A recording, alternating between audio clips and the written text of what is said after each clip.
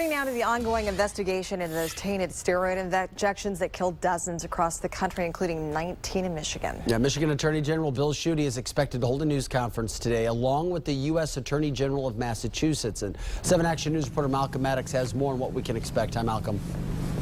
Yeah, Vic, Alicia, good morning. A lot of people will be paying close attention to this press conference that will take place later today. You mentioned some of the numbers. They are absolutely staggering. You're talking about 264 people here in Michigan alone that were sickened as a result of these tainted steroid injections. 19, as you mentioned, succumbed to the illness once it developed. So those individuals, their families, and a lot of doctors as well will be waiting patiently to see what comes out of this news conference. 751 people contracted fungal meningitis after receiving tainted steroid injections for conditions such as rheumatoid arthritis or after an organ transplant.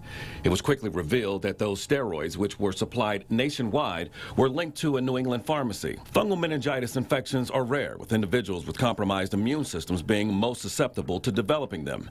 Among those most at risk, premature babies and anyone with a compromised immune system. A reasonably healthy individual can fight off fungal meningitis infections, which begin as a stiff neck, turning into a headache and a fever, and ultimately, for some, death.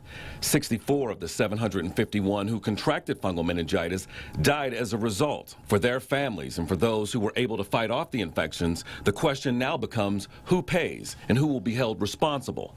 While it's known the tainted steroids came from the New England Compounding Center, at this point it's unclear whether the company or any of its executives will face charges.